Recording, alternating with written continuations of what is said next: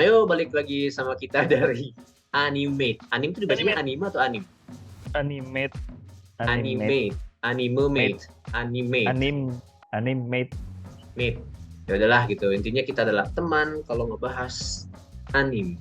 Cuman Ya, ini kita live action dulu. Oke, kemarin kita bahas di apa namanya di eh, Usop. Usop kan? ya, Ya kalau misal episode 3-4 dari tiga, One empat. Piece live action. Ya kalau ada yang belum nonton, silahkan ke ke apa namanya? Netflix. Keculikan sebelah.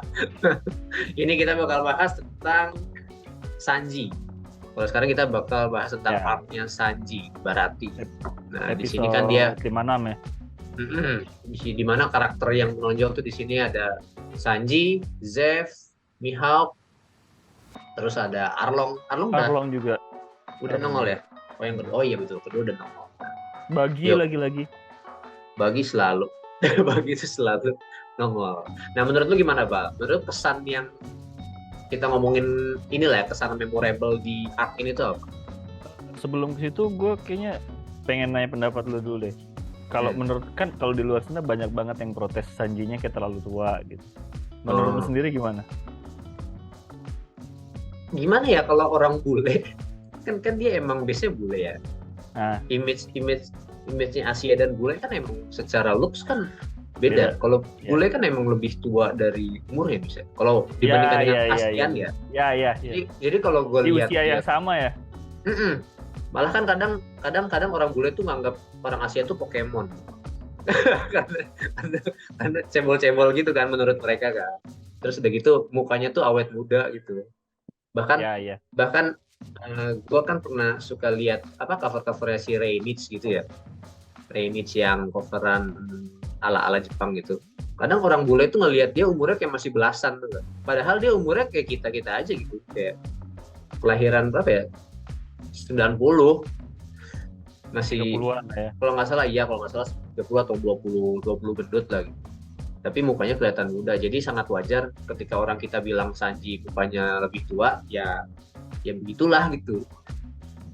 Wajah-wajah orang di luar Asia. Sebenarnya sih kalau gue cukup puas sih sama kasnya si Sanji ini, Usopp juga. Paling ada beberapa pendapat lain yang agak merasa kurang sama live action ini karena Sanjinya alisnya nggak keriting, terus Usoppnya hidungnya nggak panjang gitu. Tapi menurut gue sih itu ya namanya ini kan live action ya, mesti kalau di kartun kan itu mungkin ada. Tapi kalau di sini di live action tiba-tiba ada orang yang alisnya keriting, kayaknya aneh dah. tapi aneh sih enggak, tapi kalau gue lihat dari dua sisi ya, kadang ada karakter yang aneh tapi beneran dianehin, tapi untuk bagian Straw Hat tuh enggak gitu. Kayak misalkan bagian siapa sih yang biasanya tuh muka-muka kambing gitu. Kayak siapa sih kemarin di Kuro tuh yang bagian finance-nya, keuangan. Oh iya, Mary. Iya si Mary itu kan hitungannya aneh juga. Iya. Pakai kepala kambing, terus kayak bagian bagi anak buahnya tuh ada juga yang tampilannya kayak kambing gitu. Iya. Maksudnya ada beberapa hal yang dia bisa nampilin, tapi untuk karakter Straw Hat sendiri enggak gitu. Iya sih. Jadi aneh sih kadang. Maksudnya kalau menurut gue sih itu bukan apa namanya, ya masih cukup bisa diterima lah, meskipun memang ya agak sayang juga ngelihat Sanji yang alisnya normal aja. Maksudnya kan kalau gue sih ngebayangin nanti keceng-cengannya dia sama Zoro gitu loh. Kalau kayak sekarang kan si Sanji bisa ngatain dia mouse head kan, kepala lumut gitu. Nah Zoro ngatain dia apa nih ntar, maksudnya alis keriting, alisnya nggak keriting. Gitu. Iya, tapi itu menurut gue ikonik gitu loh. Menurut gue itu cukup fatal sih ya. Soalnya itu tuh menyangkut karakter dia ke depannya sih. Kalau alis ya, menyangkut karakter dia ke depannya, karena kan nanti kita tahu sendiri kan kata-katanya gimana gitu. Iya. Terus kadang ada teori juga keluarga Sanji itu eksperimen dari buah iblis, di mana buah iblis kan bentuknya meringkel-meringkel gitu. Jadi ada ciri khas dari buah iblisnya itu di alis dia gitu. Menurut teori sih itu. Agak sayang sih, cuman ya udahlah. Iya, ya mau gimana mau berjalan. Iya, mau gimana. Terus juga perbedaan yang mendasar juga, dia masih istilahnya apa namanya, cinta wanita sih masih gitu, cuma nggak selebay di anim gitu kan. Kalau di anim kan sampai matanya love, tapi di sini lebih kesopan.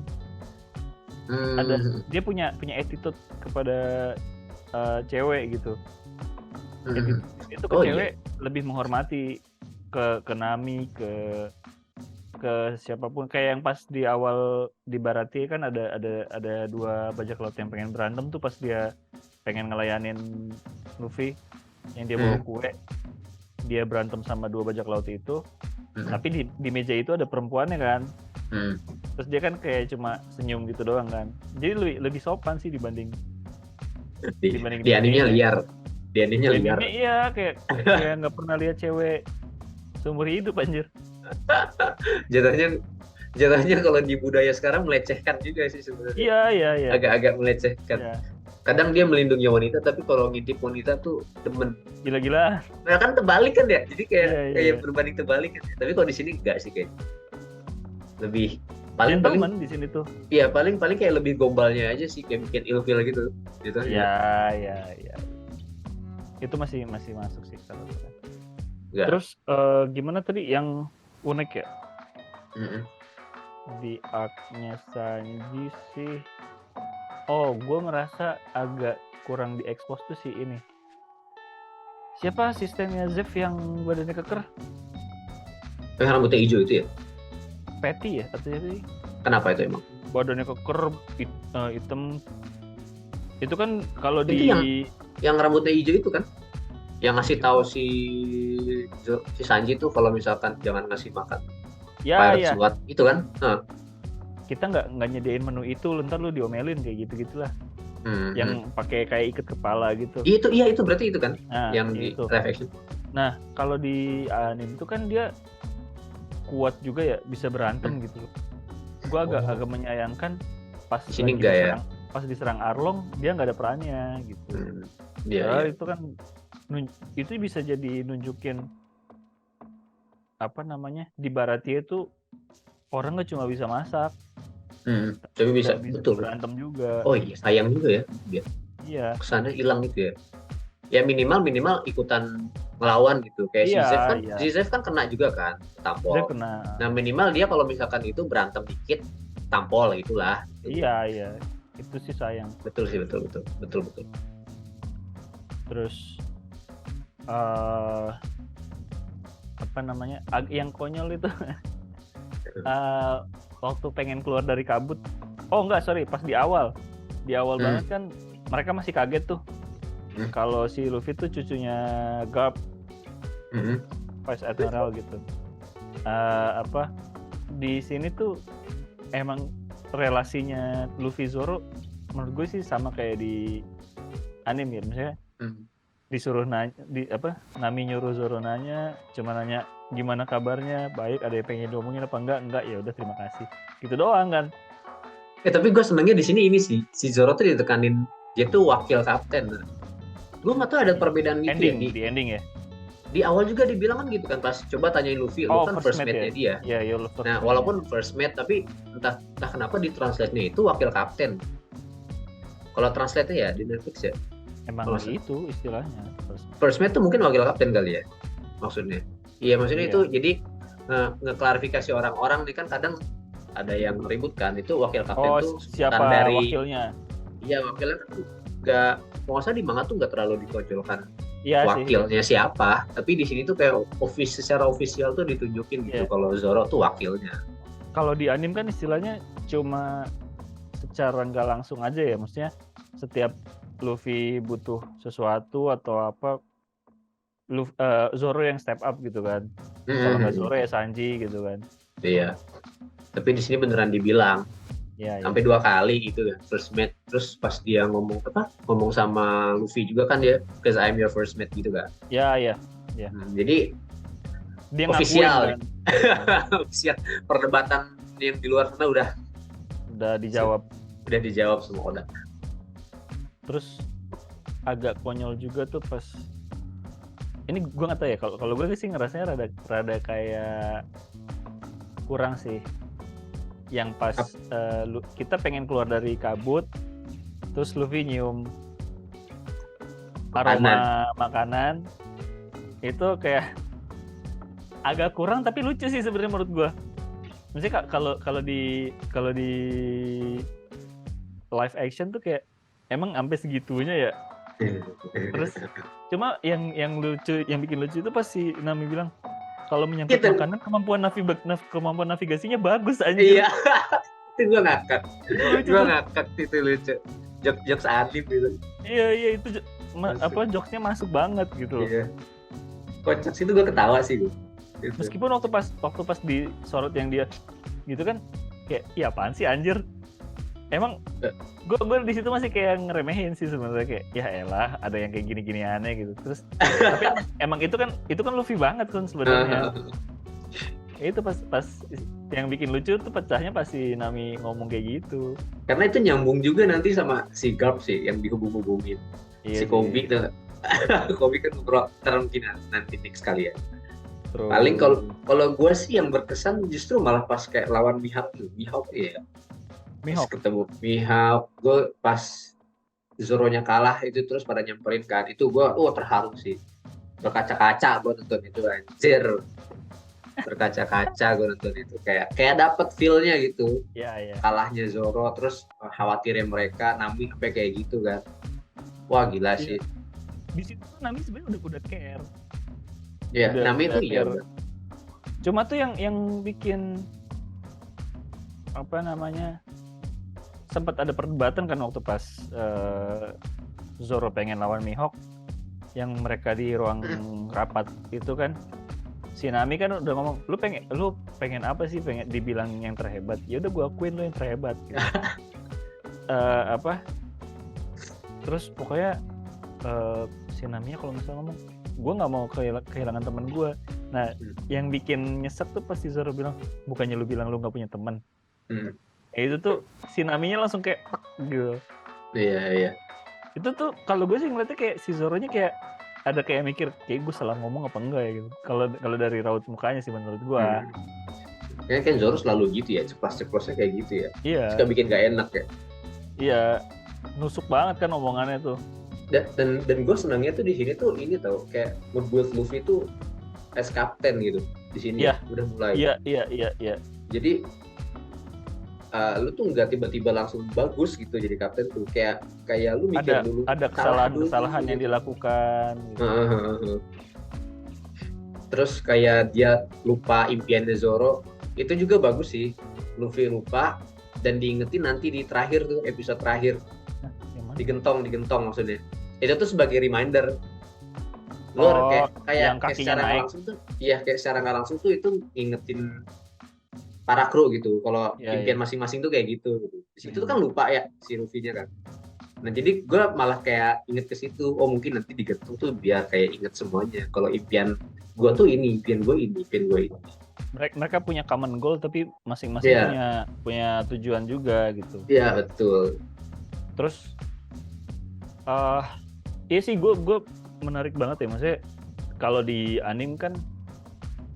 Gue pertama kali ngelihat Luffy nyesel itu waktu pas di Sabodi, waktu pas mereka kalah dari Kuma. Udah jauh banget.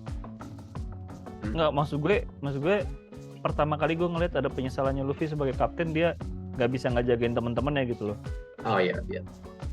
Di situ dia kan sadar kalau dia tuh nggak cukup kuat buat ngelindungin teman-temannya.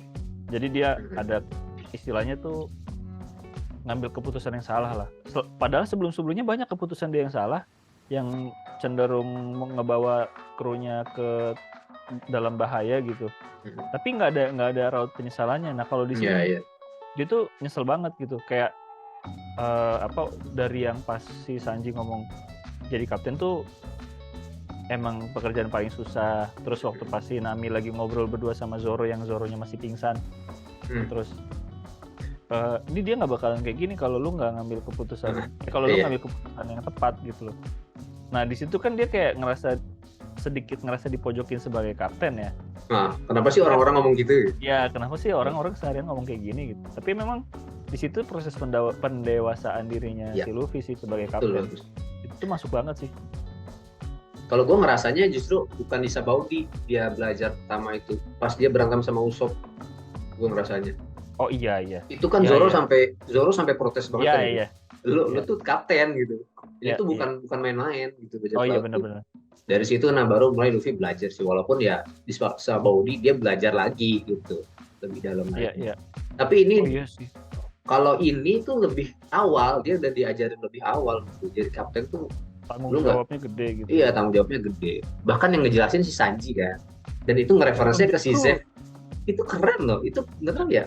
Dan si Sanji statusnya belum jadi kru loh. Iya, belum jadi kru. Dia nyeritain si Zeff kan. Jadi nyeritain kisah merekanya tuh enak gitu loh.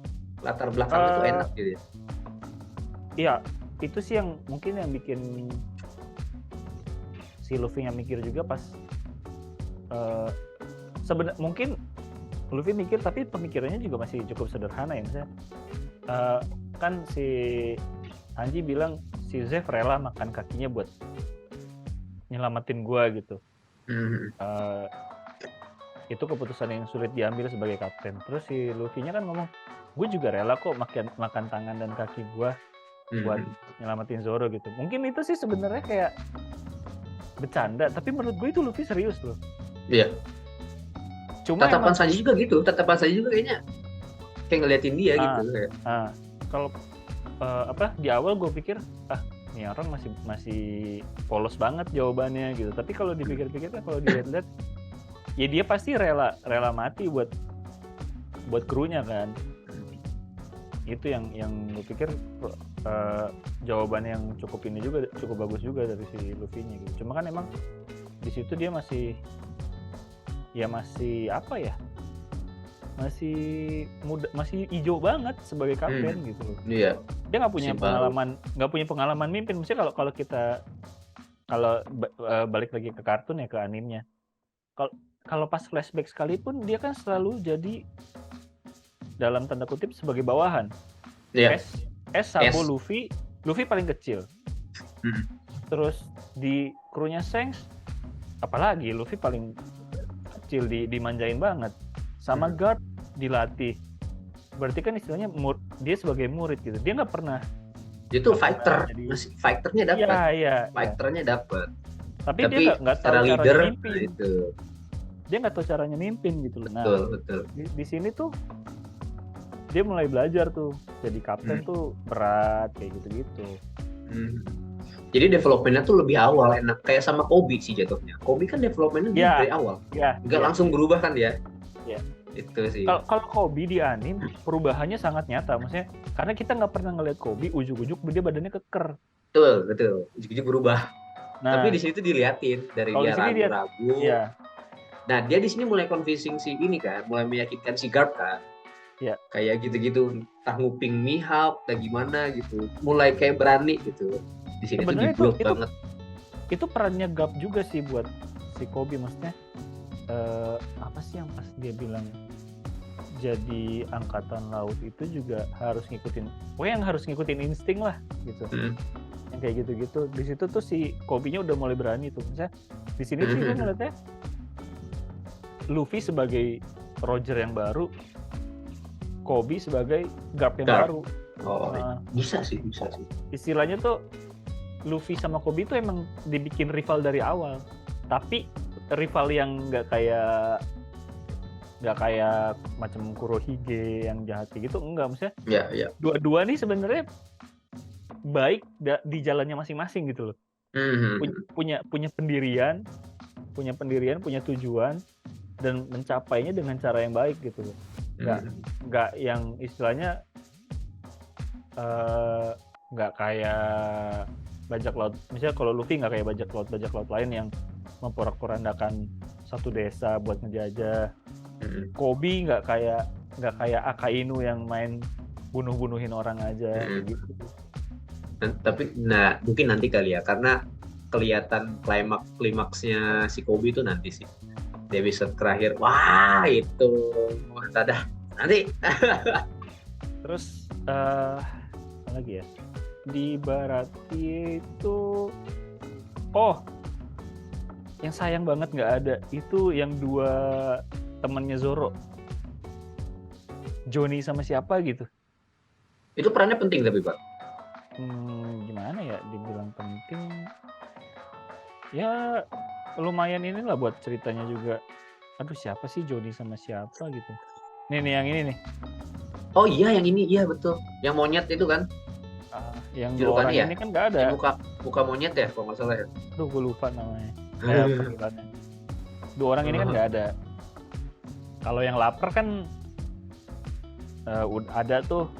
Ada gitu. Oh iya sih. Cuman kalau gue lihat sebagai orang yang lupa itu nggak terlalu berdampak sih. Iya sih. Kalau orang ibaratnya kalau orang yang nggak nonton animenya itu nggak terlalu dampak besar sih. Cuman iya sih kalau misalkan emang ada building story-nya dari situ sayang sih. Terus waktu si Sanji jelasin mimpinya dia tuh pengen nyari All Blue itu juga itu cukup dapet sih menurut gue, maksudnya si karakter siapa sih namanya aktornya si Tej ini tuh sambil ngeluarin rokok sambil ngebakar kayak orang nongkrong beneran deh, kayak orang nongkrong beneran deh, ngobrol santai gitu tuh. Wah gila nih, keren sih, ini keren. Bagus. Dan di flashbacknya pun gokil sih itu. Dia ternyata live actionnya ngambil dari source manga yang makan kakinya sendiri. Iya. Kan kalau di anime kan kalau nggak salah bukan dari kaki. Dari mana? Kaki bener. Di anime tuh kayak ada sensor gitu, bukan kaki. Gue lupa. Jadi kan orang banyak yang debat di situ kan. Manga dia nih live action ini bakal ngambil dari mana nih, manganya atau animenya? Anime kalau nggak salah bukan makan kaki, makan apa gitu. Ininya kaki. Entah deh atau enggak, ntar bisa dicek lagi. Soalnya banyak debatnya.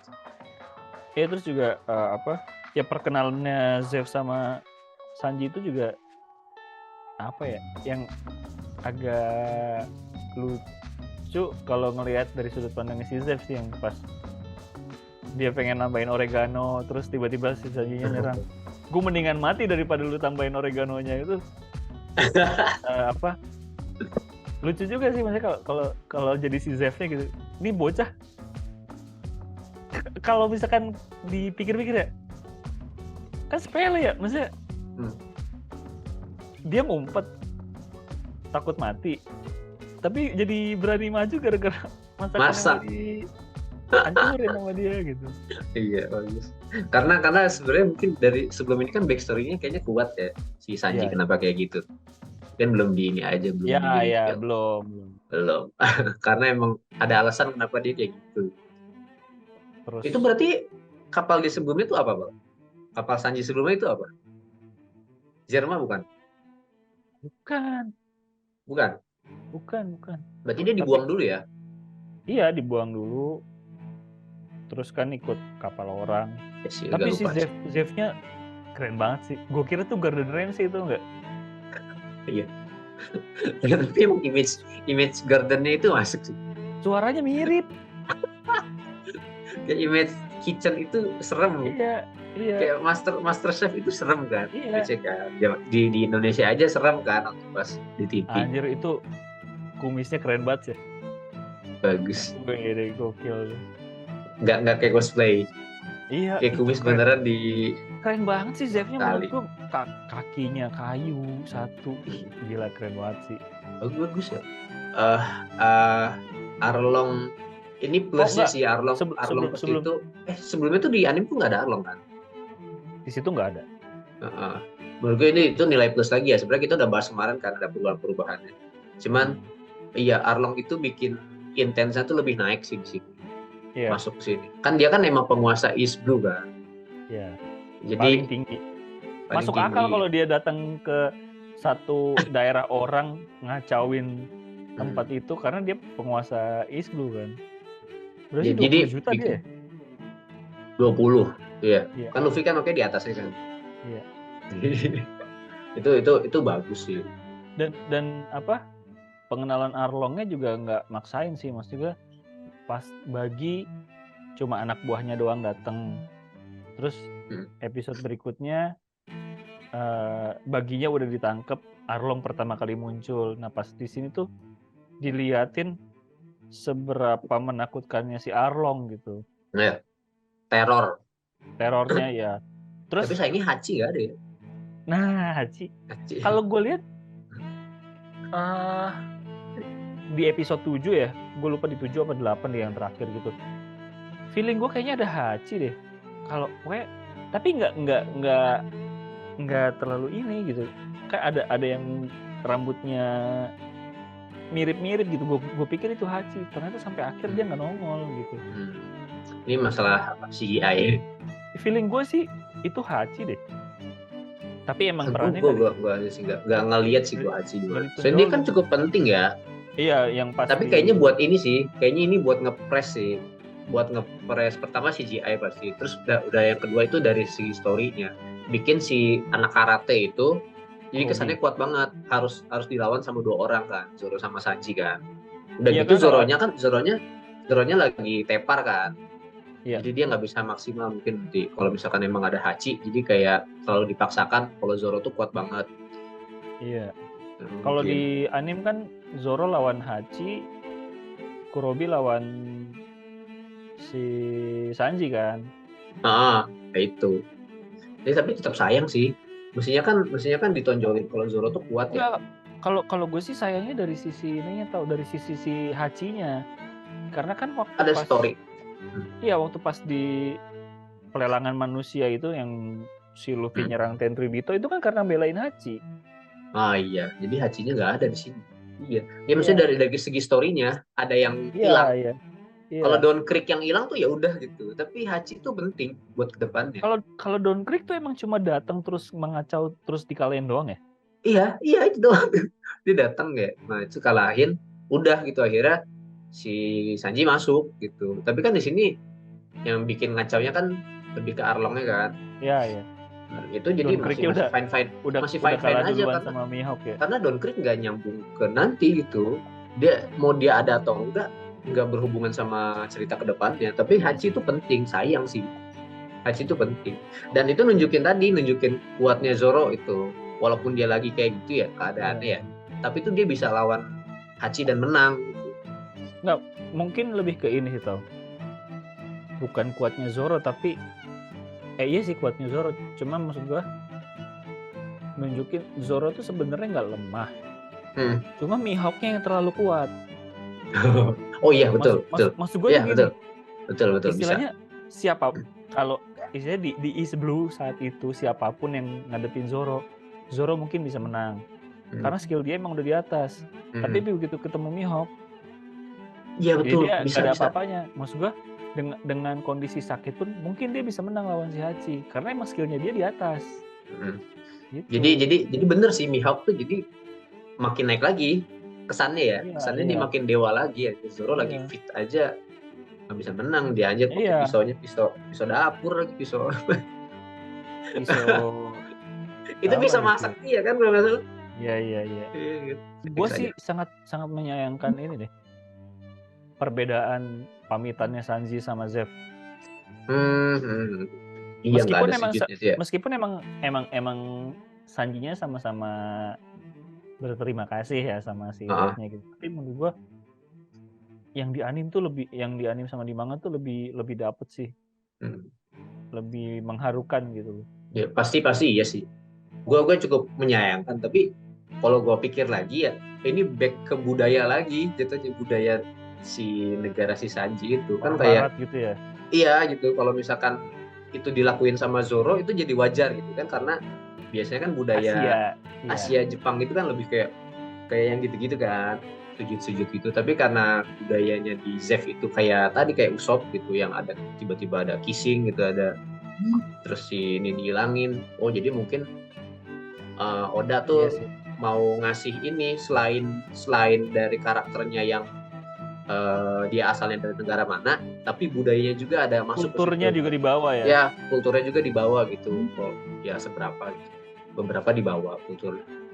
Jadi ya udahlah gitu, masih masuk kok di gua gitu, itu masih aman. Tapi harunya juga dapat gitu, tetap dapat. Mungkin emang bakal lebih haru ya kalau yang kayak lebih dapat gitu kalau diaplikasikan kayak anime. Cuma kan kalau di anime juga kan Zeff-nya pura-pura nggak ngasih izin kan sebenarnya. Kalau di sini kan Zeff-nya yang lu kalau misalkan tetap di sini, lu nggak bisa ngejar mimpi lu gitu. Cuma lu punya mimpi tapi nggak dikejar. Itu tuh meskipun berbeda sama di anime ya, tapi menurut gue itu termasuk scene yang keren sih. Cuma ya gitu, misalnya si Sanji-nya malah ngerasa dia diusir. Padahal sebenarnya maksudnya si Zeff tuh nggak gitu. Dan itu ini jadi koneksi sama pas ini pertama kali mereka ketemu yang terjebak di karang itu. Iya. Nah si Zeff kan cerita, gue pengen ke All Blue tapi gue nggak nemu. Nah semoga aja lu bisa gitu kan. Jadi relate itu. Bagus jadinya. Itu tuh emang si istilahnya tuh si Sanji tuh penerus mimpinya si Zeff gitu. Iya gitu. Kan makanya lu temuin itu demi gua juga kan. Iya. Berubah cerita tapi si Zeff tuh udah nyampe Grand Line kan? Udah ya. Kayaknya sekelas Zeff udah deh. Masa nggak bajak laut besar kan dia, termasuk bajak laut besar kan? Iya. Tersohor Kigap aja kenal kan. Oh, scene yang keren juga tuh waktu Zeff ngobatin Zoro sih. Iya, itu gak ada kan ya nih. Anjir itu. Gue pikir botol itu bakal buat nyiramin lukanya. Terus dengan enaknya si Zeff ngomong, enggak, itu sayang. Gak mau bazir gitu. Diminum anjir. Tapi ada sayangnya sih, build-nya gak dari awal. Soalnya kayak aneh aja gitu, tiap tempat restoran itu nggak punya P3K, itu aneh. Kenapa harus pakai ikan kalau ada misalkan perban atau apa gitu ya? Dia kan ngomong ini cara lama. Kalau mau di build-nya sebelumnya kan ada yang datang tuh mau minta makan. Nah kalau mau kayak ditis gitu, maksudnya wah perbannya lagi habis nih, misalkan dia datang. Gitu, jadi perbannya lagi habis nih gitu. Ya udah lu makan aja gitu kan, masih bisa. Nah sehingga pas bagian Shinzoro butuh perban nggak ada. Tapi gitu. Kan di situ emang orang itu lapar tau masalahnya. Iya, maksudnya mungkin ada tambahan kali ya, kayak ditambahin entah dia sambil sakit butuh perban, sambil luka gitu ya. Iya, sambil luka tuh sama lapar mungkin ya. Itu kan nggak terlalu merubah ceritanya. Masih nyambung gitu, lapar dan sakit tuh masih nyambung. Iya. Sayang kenapa dia langsung pakai cara tradisional, tapi itu keren. Di luar itu keren. Itu bagus sih. Jadi ala-ala kopi banget. Dan apa?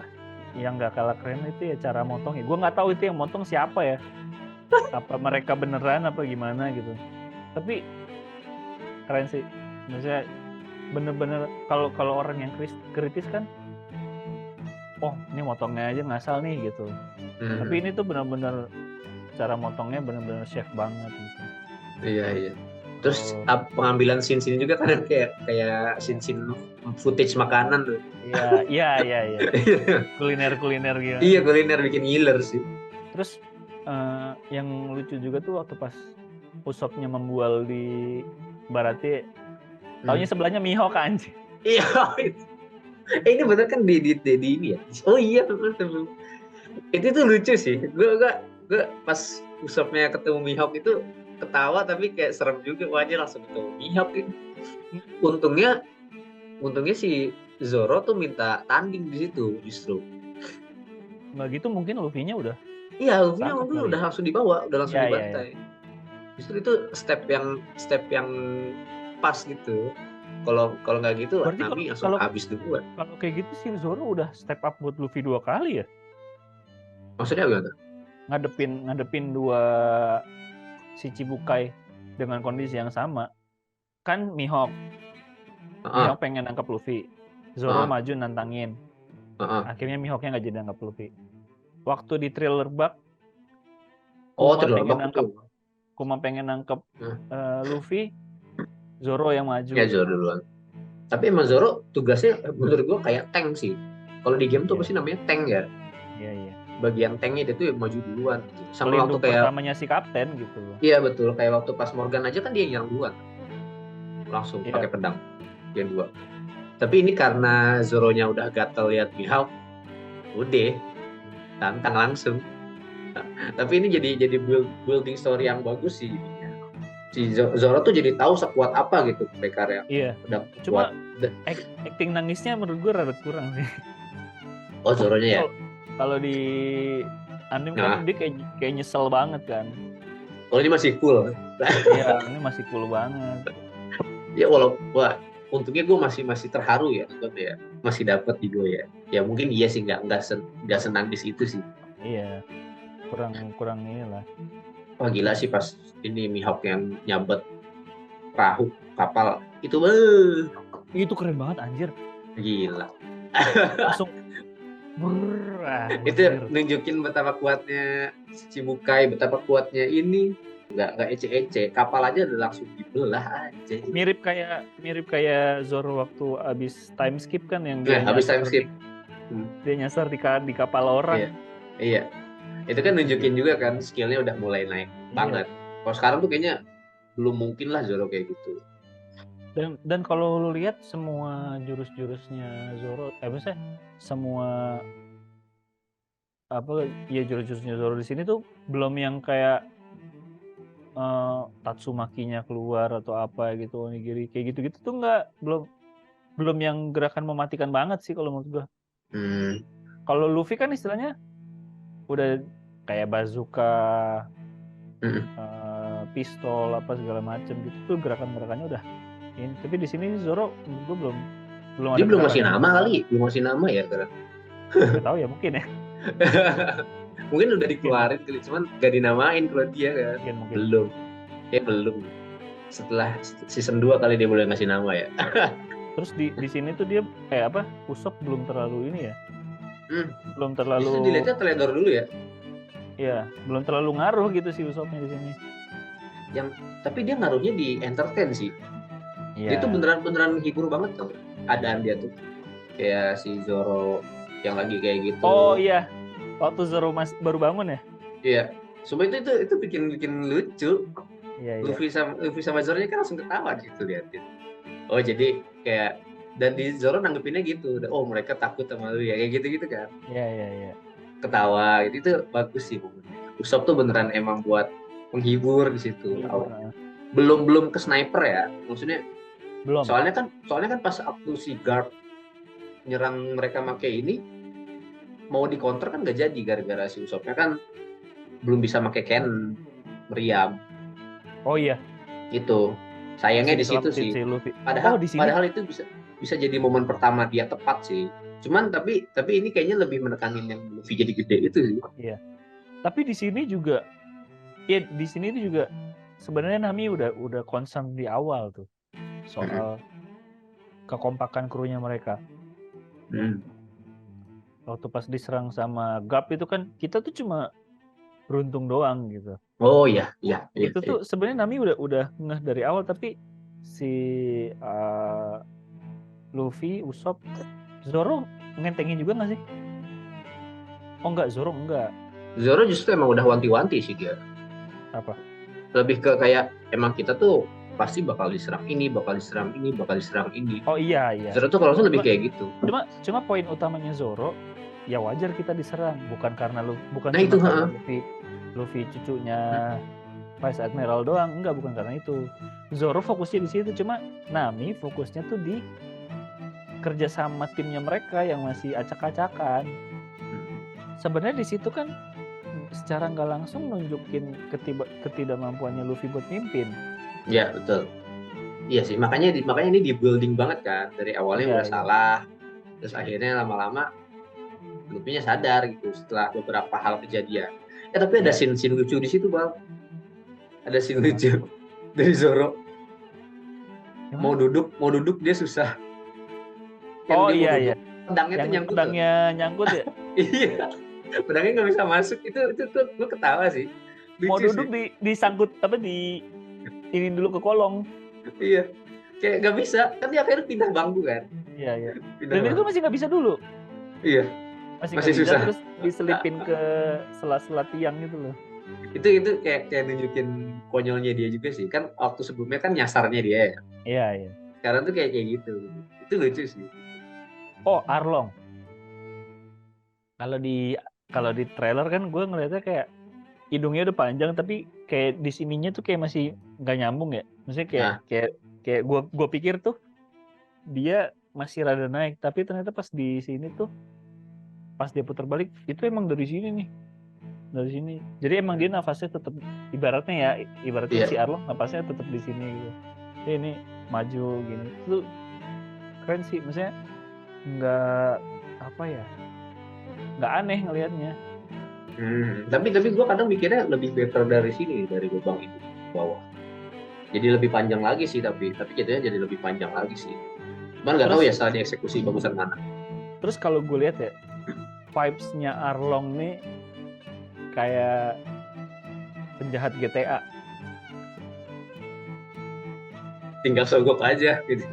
Bukan, ya itu juga. Tapi lebih ke kayak tiap dia datang musiknya R&B. Oh iya. Gayanya tuh kayak gangster-gangster Afro-American gitu loh. Kayak terus cara dia ngomong kalau pakai kalau pakai dubbing bahasa Inggris itu kan ketara banget tuh logat Afro-Amerikannya dia tuh. Emang vibes-nya GTA banget anjir, gangster-gangster GTA.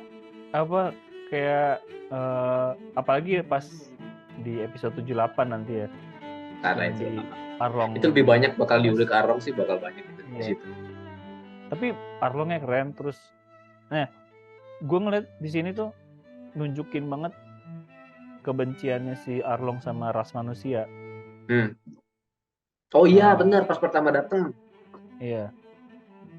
Apa waktu pas ada yang ngomong kita nggak nganggep apa sih yang dibilang kita berbeda atau apa gitulah. Nah si Arlongnya kan ya kita beda, jelas beda gitu loh. Itu nunjukin kebenciannya dia banget dan gue kerasa banget sih di situ, maksudnya ngefeel banget sih. Yang ngerasa bekas ditindas gitu kan dia pengen balikin terus itu. Waktu gue lihat si Kurobinya di sini kan ada tato bajak laut mataharinya ya. Si Kurobinya gue ngeliat ada ya? Ada. Gue ngeliat, gue nggak ngeh. Itu tuh apa bener-bener bikin nuansa dendamnya mereka ke manusia tuh menjadi makin kuat gitu gue ngeliatnya. Iya. Kan itu kan tadinya bekas tatonya budak Tenryubito kan. Cuma dibikin jadi bajak laut matahari. Nah itu tuh ada di situ dan gue ngeliatnya wah gila nih, keren banget. Sama apa ya, dari cara makannya mereka juga gitu kan pas awal. Oh cara iya. Makannya. Langsung gini gimana sih? Kayak gitu, terus dia protes kan, kenapa lu nggak suka cara makan Fishman gitu. Iya. Itu keren tuh. Nggak pernah ngelihat manusia ikan makan. Itu iya udah. Itu bagus. Terus nunjukin ada sisi takut dan jijiknya sih dari orang-orang sekitar. Iya. Kan sebenarnya kan manusia ikan kan diskriminasinya gara-gara itu juga kan. Ikan gitu, ikan besar hidup gitu kan, entah bau asin atau apa gitu kan. Oh iya. Jadi kayak ada dari apa suasana si orang-orang di situ kayak gitu, takut, ada jijinya juga. Terus di sini sih gue ngeliatnya kegagahannya Zeff ya. Dia mungkin udah tua tapi dia nggak ada takut-takutnya sama Arlong. Oh iya. Apa yang dia ngomong, si Arlong ngomong gue penguasa East Blue. Terus si Zeffnya jawab laut bukan milik siapa-siapa. Iya. Keren banget. Nggak ada takut-takutnya gitu. Meskipun emang mungkin kalau misalnya dia berantem dia kalah gitu. Cuma gue malah mikir jatuhnya nego kan. Malah jatuhnya nego kasih makan kan. Iya. Cuma gue mikir, gue jadi kepikiran.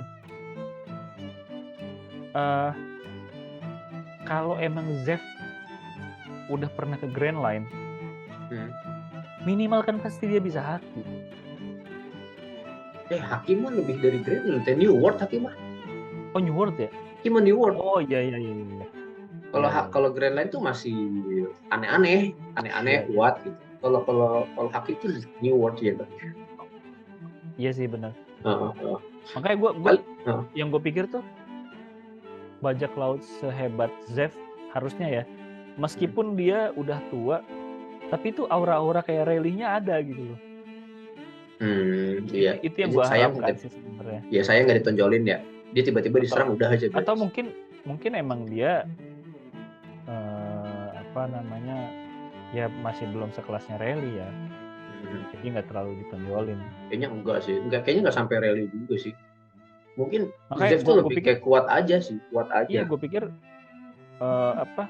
minimal tuh dia bisa ngimbangin Arlong lah gitu. Kalau itu iya sih, ada kemungkinan. Mestinya ya. Dan kalau kan kita juga nggak tahu si Zeff dulu bounty-nya berapa. Waktu apalagi udah masuk Grand Line. Apalagi udah masuk Grand Line. Grand Line kan gede.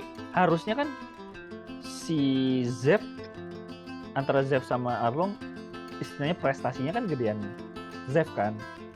Dia udah minimal ada perlawanan sih. Ya, minimal tuh ada perlawanan ya. Cuman iya sih, betul. Kalau ada perlawanan kayaknya lebih. Tapi kayaknya mungkin durasi. Iya sih. Tapi tetap sayang sih, betul sih. Itu juga yang gue bilang si Patty sayang banget yang bawahannya Zeff juga tuh, yang temennya Sanji di Baratie. Gue pikir di situ dia bakalan bantuin, tapi ternyata enggak. Karena kan di sini yang kayak si Squidward tuh nggak ngapa-ngapain kan. Yang bawa palanya Bagi. Iya. Kan sayang, dia nganggur gitu maksud gue. Minimal itu bisa diserang ya. Iya itu. Betul juga sih, betul. Iya sayang sih. Nah tapi ya udahlah. Kalau orang yang nggak nonton animenya nggak ngaruh. Tapi tetap ya ngurangin powernya si Zeff sih, tapi sayang banget. Dan yang makan di Baratie kan banyak bajak laut ya. Berarti itu di bawahnya Arlong semua ya? Gak ada yang berani loh sama Arlong? Nggak ada. Kan Arlong kan emang penguasa East-Blue kan? Nggak, maksud gue kirain gue ada bajak laut dari luar East-Blue yang datang. Pengen makan ya? Berarti kan receh-receh semua ya? Receh, mungkin kebetulan aja sih. Kayak jarang-jarang aja kayak Mihawk datang kan di situ. Tapi emang East-Blue paling lemah kan dibanding lautan lain kan? Ya, East-Blue tuh cuman ini menghasilkan bibit-bibit yang bagus. Si ini dari mana si Roger? Lockton East-Blue kan? East-Blue masih kayaknya deh. Lockton bukan kampung halamannya Roger ya? Sorry ya, kita nggak terlalu yang geeks banget sih jadi. Kita ngobrol sesukanya aja. Kalau kalian ada yang tahu gitu, misalkan ya komen di box apa. Biar rame kita. Tapi ini ada juga bahas scene buat si Roger Garp. Menurut gua di sini tuh dibuild juga kalau dia tuh galau loh teh dengan kelakuan di satu sisi ya si Garp. Di sini tuh kayak dia mulai galau gitu. Ketika dia bisa ngancurin kapal Garp langsung, dia tuh marah tapi senang gitu. Kalau iya. Itu kayak ibaratnya aja cucu gue udah sekuat ini gitu. Tapi kesel ini aja Pirates gitu. Iya. Itu kelihatan tuh kayak beberapa kali kan kayak misalkan si Mihawk ngelepas pas terakhir tuh Mihawk kan nggak mau nangkap itu kan ujungnya, karena Mihawk tuh bilang dia tuh mirip Roger. Iya. Itu satu sisi gue lihat ketawanya si Garp itu kayak gitu, kayak kesel tapi ketawa. Tapi mungkin ini ya. Mungkin di sini tuh ketawanya Roger juga ketawanya si Garp juga ketawa lega gitu loh, karena kalau misalkan bajak laut ditangkap ujung-ujungnya apa? Eksekusi kan biasanya. Atau nggak penjara. Ya.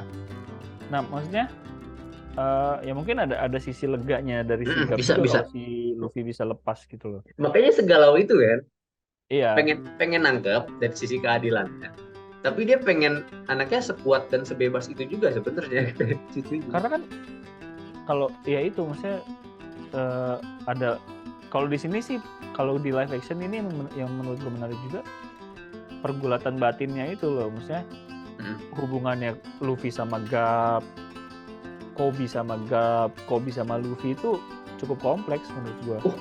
dan ini jadi bisa ini tahu, bisa penghubung nanti tuh pas apa namanya di Marineford Cup itu finalnya, dari galaunya dia sekarang, galaunya dia nanti, itu jadi kayak development banget sih.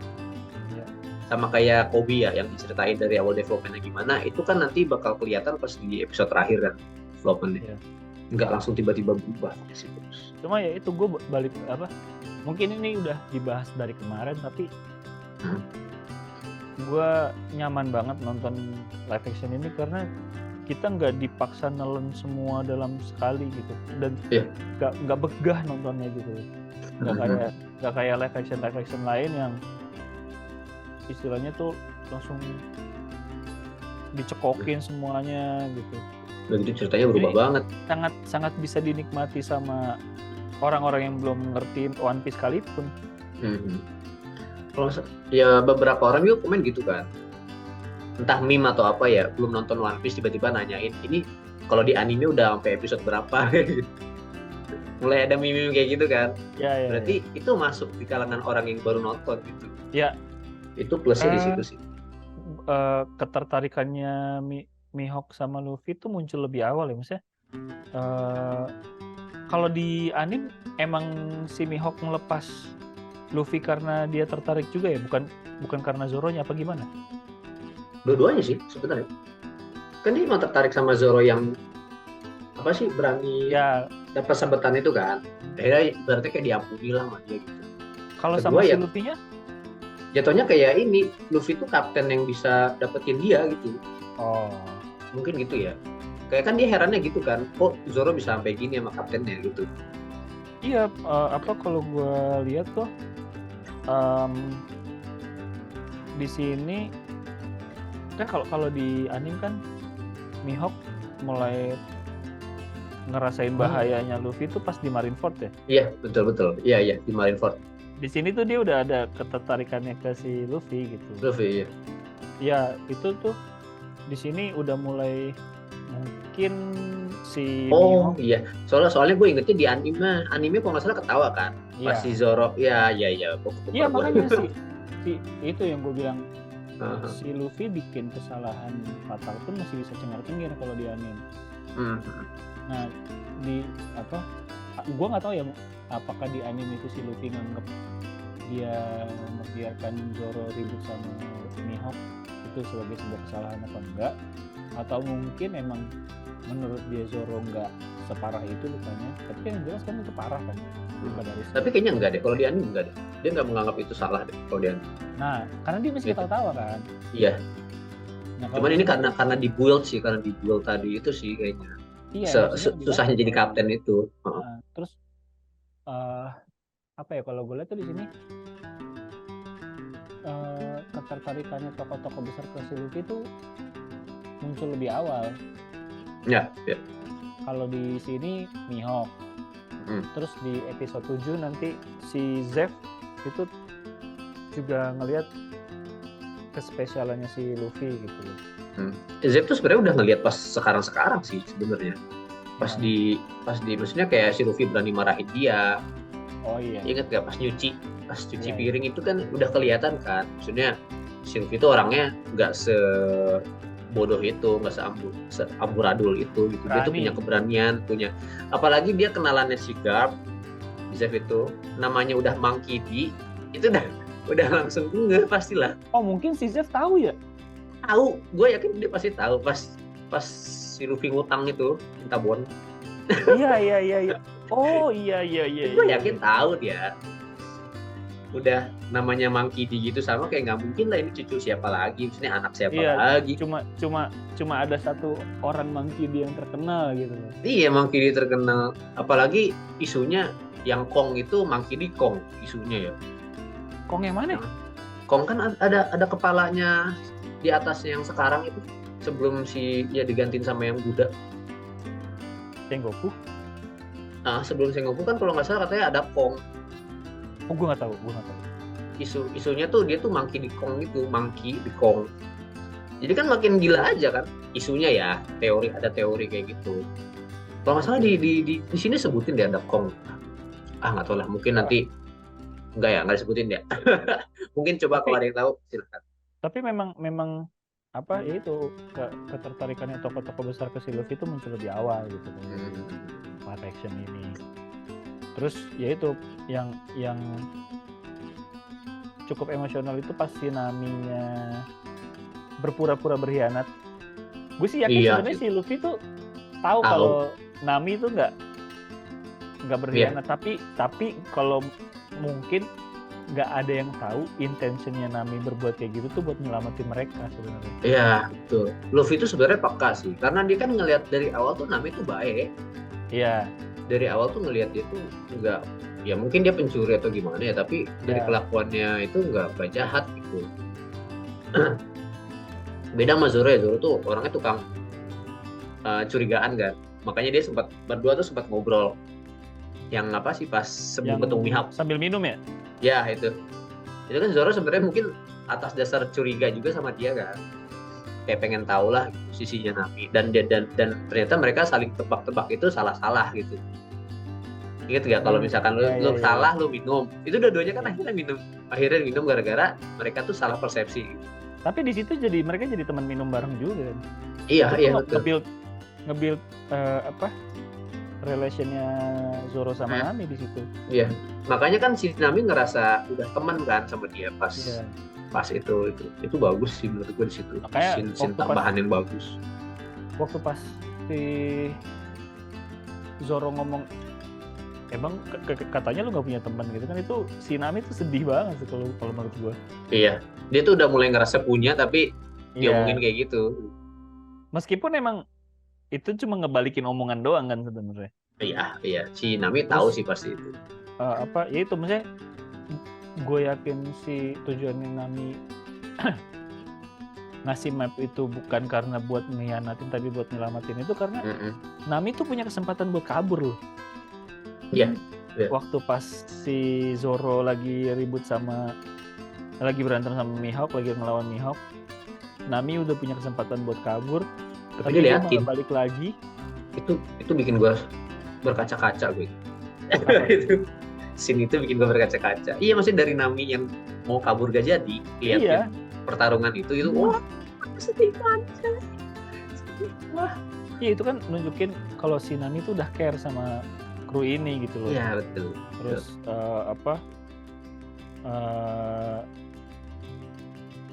apa namanya, yang si Luffy nanya, emang lu nggak punya impian kayak gitu kan? Tujuan gue sekarang cuma gue nggak pengen si Zoro mati di tempat tidur gue gitu. Itu tuh sebenarnya nunjukin betapa perhatiannya dia gitu. Iya, peduli sama krunya. Sama krunya. Makanya pas si Naminya pengen cabut itu, mungkin si Luffy tahu kalau si Nami itu bukan berkhianat, tapi gue yakin dia nggak tahu kalau tujuannya Nami itu buat nyelamatin mereka sebenarnya.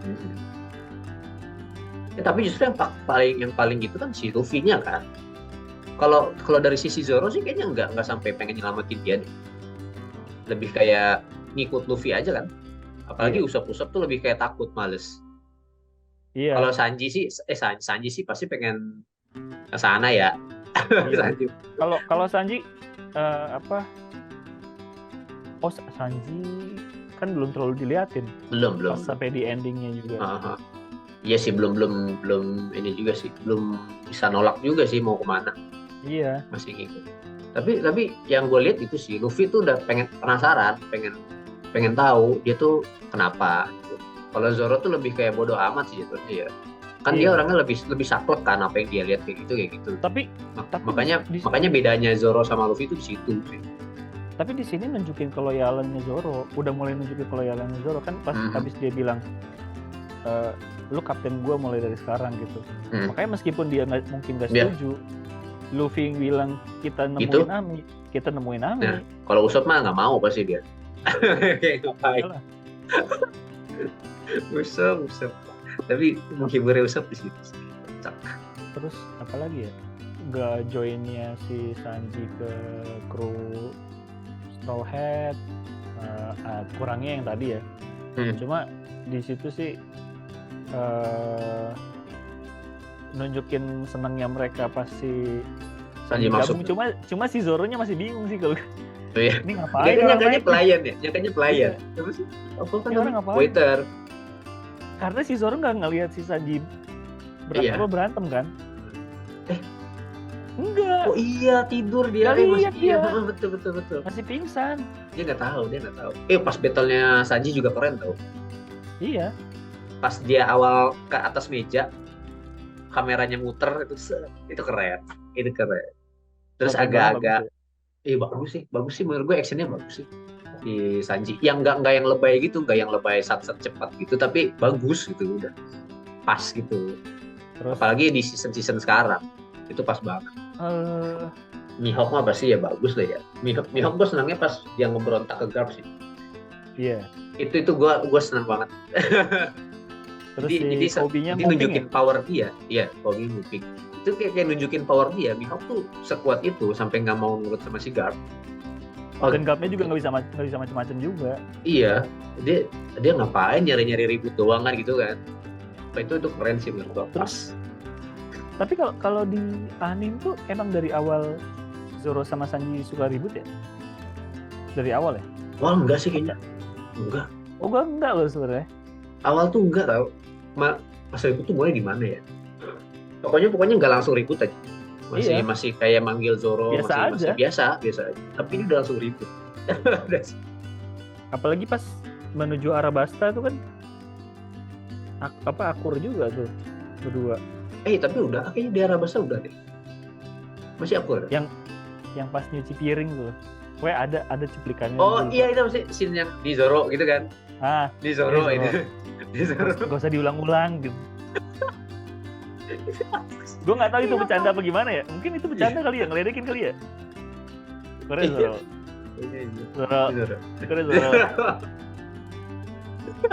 Itu lucu. Gue nunggu scene itu sih. Paling tapi kayaknya untuk sini udah semua deh. Kayaknya kalau menurut gue Sanji udah kita bahas semua.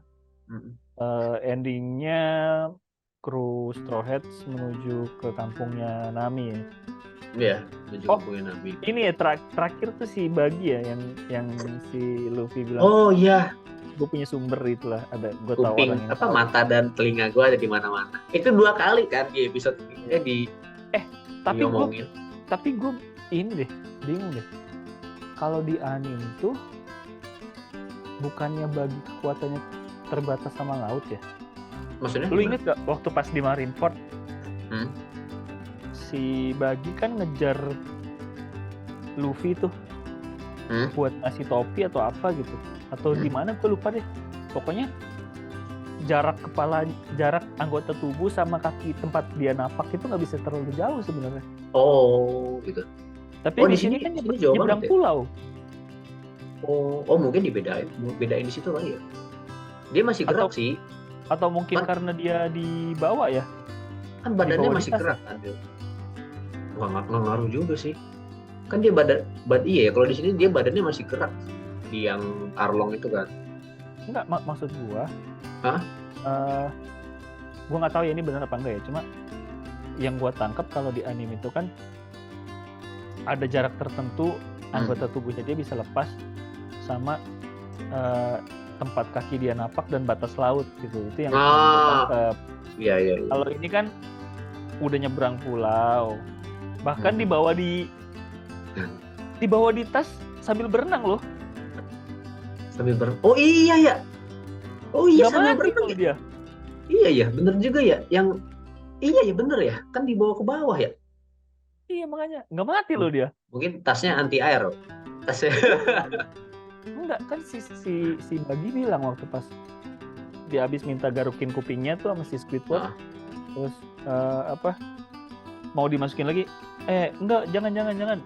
Di tas gelap, asin, sandy berpasir gitu kan. Berarti masuk ya? Berarti masuk air. Iya ya.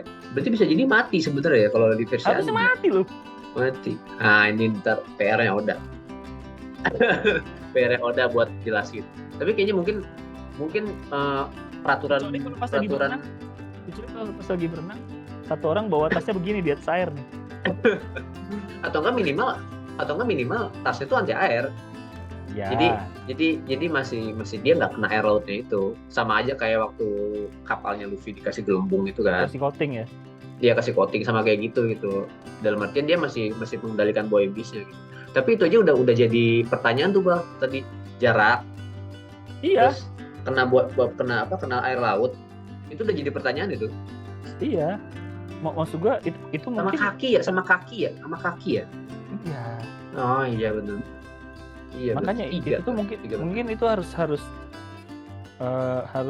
diperjelas di season berikutnya mungkin gitu. Iya, karena masih ada kalau memang mungkin agak lompat sedikit ya. Kalau memang misalkan ini nanti live action ini bakalan dibikin season 2, kemungkinan besar si Bagi kan masih bakalan nongol.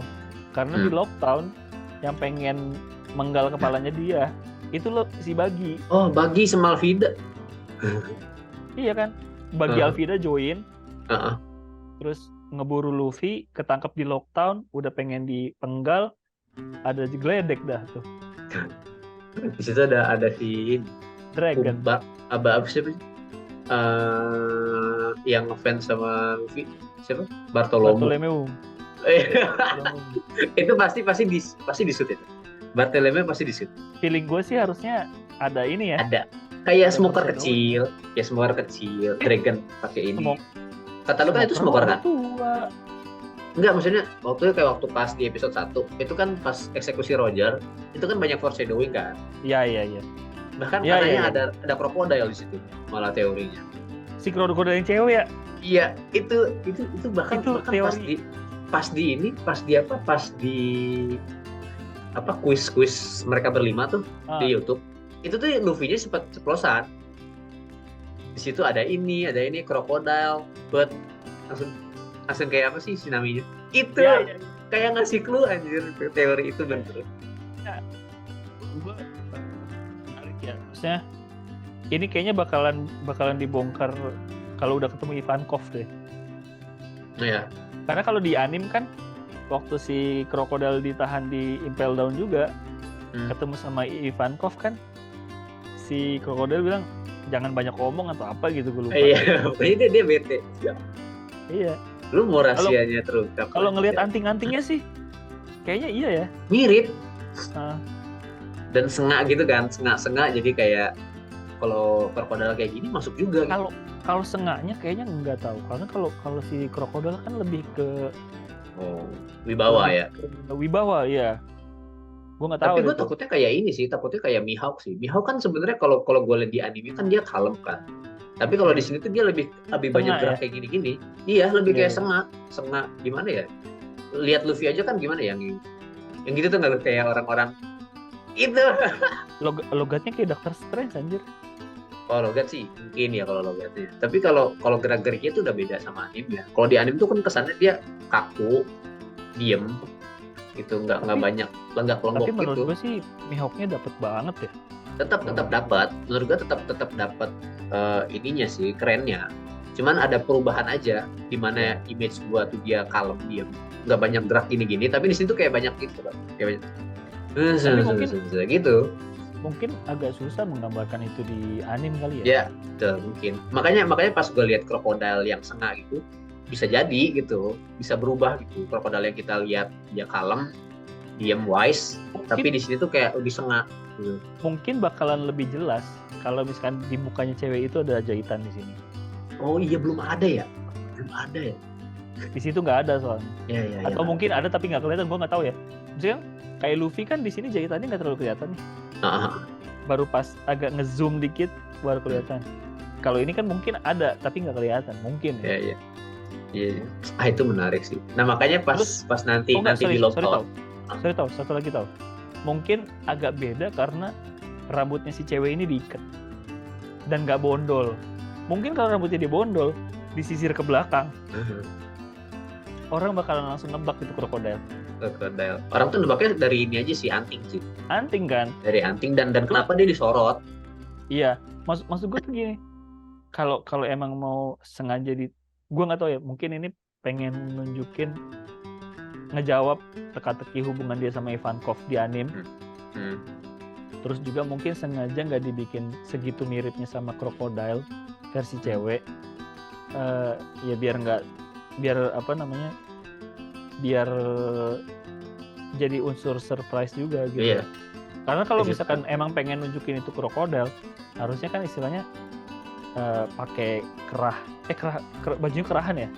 Lebih ke jubah ya gitu. Iya, jubah, terus harusnya rambutnya nggak diikat tapi disisir ke belakang gitu loh, ala mafia gitu kan. Tapi gue kebayangnya masuk sih ketika lihat gerak-gerik ceweknya. Iya, terus ininya masuk sih, bisa jadi gitu. Menarik banget itu kalau misalkan nanti udah ketahuan hubungan dia sama Ivankov, gila. Nah makanya maksudnya dari scene Roger eksekusi aja kan banyak yang di foreshadowing kan. Iya. Smoker, Roda, Dragon, terus siapa lagi? Sebenarnya ada lagi sih kayak orang yang rambutnya biru gitu ada lagi, nggak tahu siapa. Nah kemungkinan nanti di eksekusinya Luffy itu, nah itu ada si Bartolomeo. Iya. Ya tinggal kita nunggu aja. Mungkin itu kapan? Berapa tahun lagi ya? 5 tahun kali kita nunggu. Jauh anjir. Enggak, tapi kalau Lockdown ada harapan di season berikutnya. Iya maksudnya kan nggak terlalu jauh. Nunggu satu season aja berapa tahun kan? Gue takutnya lama ya. Itu ketuaan. Kayaknya keburu anak gua seumuran kita dah. Nggak, ini aja produksi 6 tahun ya, 7 tahun ya. Itu Luffy udah kelihatan beda tau ininya tuh. Apa? Kalau lihat episode 1 sama episode terakhir. Oh. Dia udah mulai berumur ininya apa namanya? Lemak dagu. Lemak dagunya tuh udah mulai ada. Nggak tahu deh. Cuma kalau gue sih khawatir bukan khawatir, misalnya mungkin dari sisi produksi menurut gue sih bakalan dikebut ya, karena kan season 1 ini sukses banget. Iya sukses banget sih ini. Terus juga istilahnya tuh mereka tuh tim produksinya tuh punya banyak amunisi gitu loh, karena jarak antara live action ini sama aslinya sama manganya kan udah jauh banget. Jadi mereka ngolahnya lebih enak gitu. Iya betul. Ini kayaknya mereka habis tahu One Piece peringkat 1 langsung meeting. Iya, kan kemarin gue sempat baca di berita ya, gue lupa Matt Owens-nya atau siapa gitu. Kayaknya showrunner-nya ada 2 tuh. Matt Owens sama siapa gitu yang orang Jepang. Nah yang orang Jepang ini ditanya soal season 2, kemungkinan itu ada jawabannya. Cuma kita masih mau ngebahas dulu gimana tentang beberapa hal gitu. Cuma nggak dibeberin sama dia mau ngebahas soal apa aja. Cuma sih kalau menurut gue sangat besar kemungkinan ini bakalan dilanjutin ke season 2 karena kan secara fanbase gede banget One Piece dan live action ini sangat diterima sih kalau gue lihat sama fanbase-nya One Piece. Karena kan kalau lu lihat adaptasi live actionnya di Netflix itu banyak yang hancur. Cowboy Bebop ratingnya jelek. Terus apalagi ya satu lagi gue lupa. Itu ratingnya jelek juga. Nah ini kan ratingnya bagus. Ngalahin Wednesday sama Stranger Things. Makanya ini potensi banget. Iya. Makanya, jadi dan iya sih gue pernah dengar dari siapa. Ini tuh jadi nentuin live action Jepang selanjutnya. Iya. Dari keberhasilan Jepang ini buka peluang buat live action lain buat berhasil gitu dengan cara ini gitu. Jadi benchmark juga. Iya jadi benchmark betul. Kalau ini gagal ya betul, jadi orang takut juga ya sekelas One Piece yang budgetnya kayak gini aja gagal. Ya sejauh ini sih udah berhasil. Ya paling kalau di sini udah cukup sih kalau menurut gue ngebahas soal Sanji. Nextnya mungkin kita bahas Nami ya. Nami season Nami. Arlong. Wah parah sih, seru sih itu. Ya udah, ini kita bereskan saja sampai sini. Udah apa? Ada lagi dari lo? Cukup sih kayaknya. Cukup ya. Nah, ntar kepanjangan, oke? Guys, makasih udah dengerin. Jangan lupa di like, comment, subscribe. Komen lah kalau ada yang kita pengen diskusi. Pasti ada. Nah, dan kita pasti ada salah-salahnya juga. Silakan komen aja bawah. Oke. Terima kasih dan bye.